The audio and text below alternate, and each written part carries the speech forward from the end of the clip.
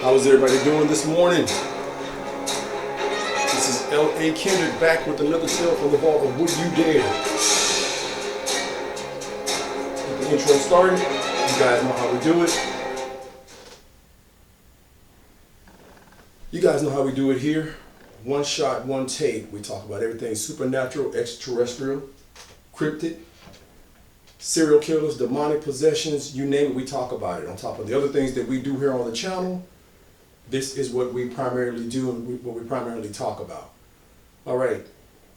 So I'll be having some extra fitness videos for you guys shortly. So don't fret. Keep trying to do multiple things. And this part of what I do is for the fans that support the work that I do as far as me being a writer, a published writer, and getting that information out there, getting those stories out there to you guys. So again, one shot, one take. And you guys, as I stated before, make sure you grab copies of my novels, my newest novel, The Foes of God, right? Just got that bad boy out. Very good work. And it's an amazing piece. You will not be disappointed. Everything, action, you name it, it's in there. So you guys, like I said, you make sure you grab a copy of it. You can find it on Amazon, Barnes & Noble's Books A Million, all those other places, all right? So the party don't start till you walk in, and now that you're here, let's begin. We're going to talk about Natali Moskovin. This guy, they call him the doll maker. Again, I saw this article and I was like, okay, this is just really, really strange because there's all kinds of weird and crazy things that go on out there in society with people. So again, we're going to talk about Mr. Moskovin, and let's go. Natali Moskovin was known as the ultimate expert on cemeteries in the city of Nizhny Novgorod, Russia. He attributes his obsession with the macabre to a 1979 incident when the historian was 13. And he's got a book called Necrologies.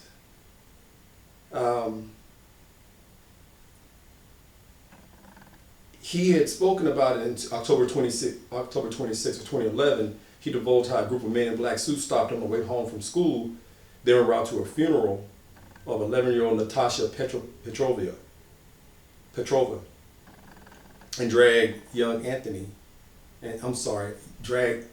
Natali along to her coffin where they forced him to give the girl's corpse a kiss. And from what I understand, trying to read through, because like I said, I just grab stuff and go with it, they actually put a ring on his finger as if some kind of weird signification of they were married. And I don't understand that, so yeah. He wrote, I kissed her once, then again. The girl's grieving mother, as I was stating earlier, put a wedding ring on Natali's finger, and a wedding ring on her dead daughter's finger. Again, I don't understand that at all. Different cultures. From what I understand, he was actually he's supposed to be really brilliant. He earned studies and earned an advanced degree in Celtic, or you can say Celtic or Celtic studies. A culture's mythology often blurs the line between life and death. The historian also masters 13 languages and was many times a published scholar. While he roamed from cemetery to cemetery, I don't think anyone knows them better than I do, he said of his extensive knowledge of the region's dead.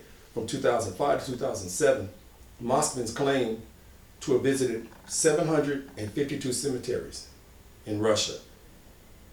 He took detailed notes on each one and then delved into the histories of those buried there. The hands-on historian claimed to have walked up to 20 miles per day, sometimes sleeping on hay bales and drinking water from puddles. And so it gets deeper. So let me skip right into the good stuff. The desecration of graves. In 2009, locals began to discover the graves of their loved ones desecrated, sometimes completely dug up. Russian Interior Ministry spokesman General Valery Grivikin told CNN that initially our leading theory was that um, that was done by an extensive extremist organizations. We decided to beef up our police units and set up groups composed of our most advanced detectives who specialize in extremist crimes. But for nearly 2 years, the Interior Ministry leads went nowhere. Graves continued to be desecrated, and no one knew why. Then a break in the investigation came following a terrorist attack in an airport in Moscow in 2011. Shortly after, authorities heard of reports of Muslim graves being desecrated in Novograd. Investigators were led to a cemetery where someone was painting over the pictures of dead Muslims, but not damaging anything else. This was where Moskvin was finally caught. 8 police officers went to his apartment after apprehending him at the graves of the Muslims to gather evidence. What they found there shocked them all and shook the world. Then they got the creepy details. The 45-year-old lived with his parents in a small apartment. He was apparently lonely and something of a pack rat inside. Authorities found life-size doll-like figures throughout the apartment. The figures resembled antique dolls. They wore fine and varied clothing. Some wore knee-high boots. Others had makeup over their faces, and Moskvin had covered in fabric. He also hidden their hands in fabric. That's how they got it worded. Except these were not dolls. They were actually mummified corpses of human girls. I'm not understanding that logic. When people moved one of the bodies, it played music as if on cue. Inside the chest of many of the dolls, Moskvin had embedded music boxes.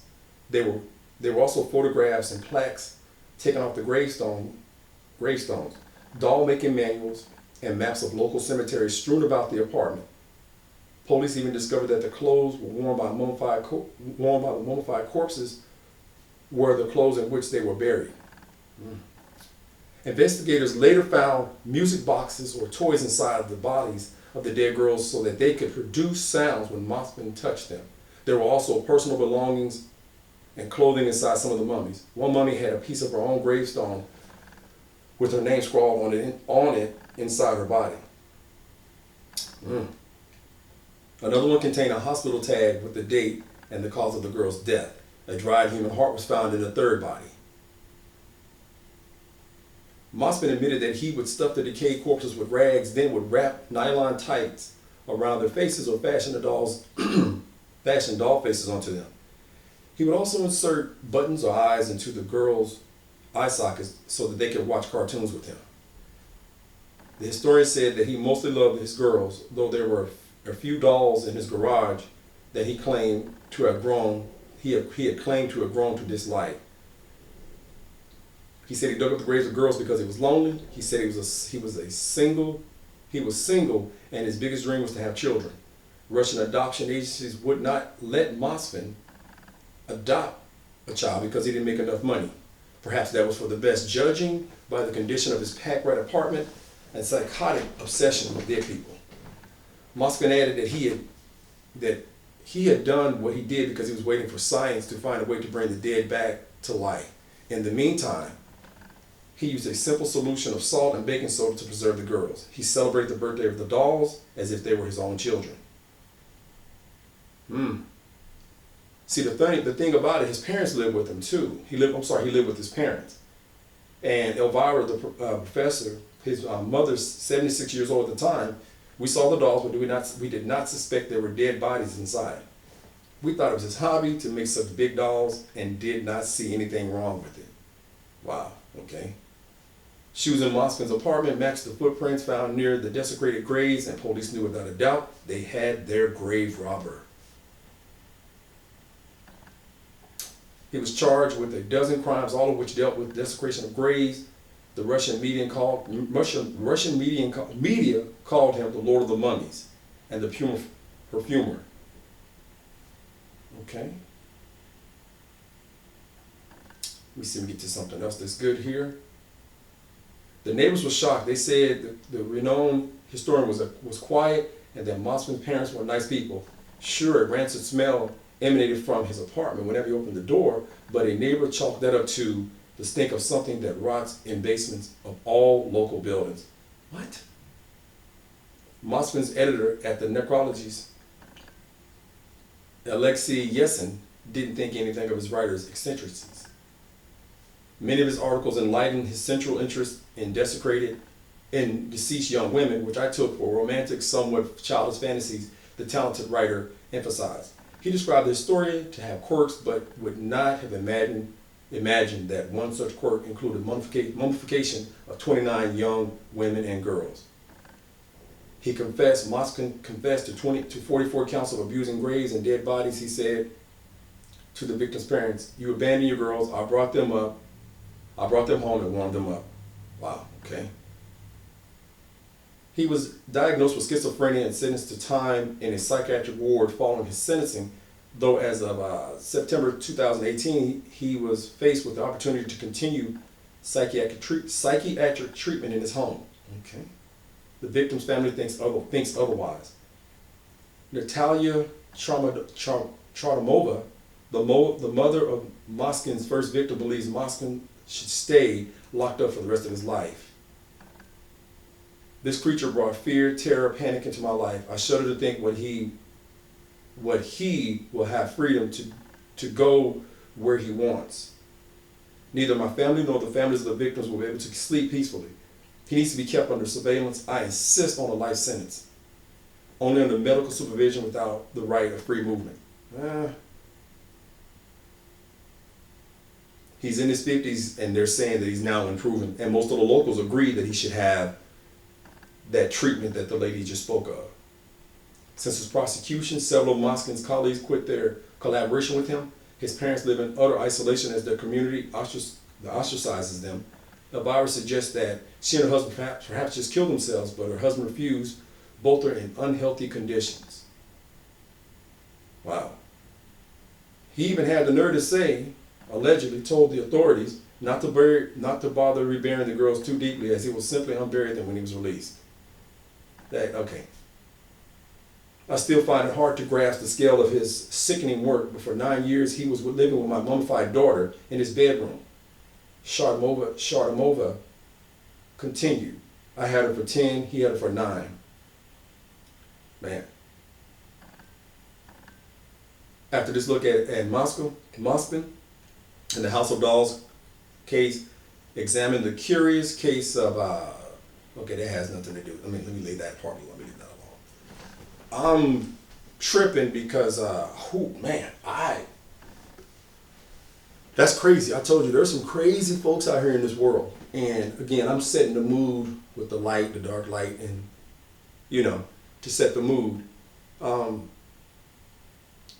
This is weird. I've seen a lot of stuff, and there's a lot more articles out there. And again, I do this simply to make sure that I'm giving back to the fans. So you guys take this with a grain of salt and process this how you will. But this is actually a true case and a true story that happened. You can look it up for yourself. Again, I just grab something off the web, and I run with it and try to tell stories or share the story with the ones that are akin to what I'm doing as far as the writing that I'm doing. As a matter of fact, I'm working right now to try to get the third book, working on the cover, and now we're working on the artist cover for it right now. It's going to be The Benefits of a Bully. It's going to be titled Wraith War. So you guys get ready for that. And I don't know, man. I mean, would you guys dare want to face what these people have faced as far as their children or loved ones being dug up, put into a house? And they said the smell was rancid, but it smelled just like, I thought that was weird. So in Russia, you're telling me that all basements in that area smell like rotten dead people? That's kind of out there, right? But nonetheless, they say that that's the smell. I find that, God. And the parents didn't know what was going on, man.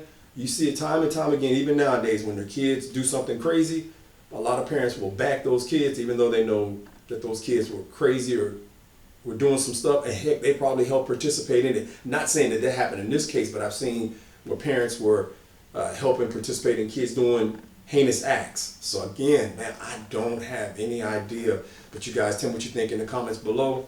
Again, like, share, comment, and subscribe. We're going to close this bad boy out because, again, I try to keep it short and not too much. But With that being said, you guys, check the dark closets of your house. Check the dark recesses of your home. And if you happen to work late at night or into the wee hours of the morning, make sure you check inside your car, outside your car, around your car, under your car. Because you never know if there's a crazy, grave robbing psychopath ready to make you a story. And this has been LA Kendrick. Until next time, you guys stay safe and fill in the rest.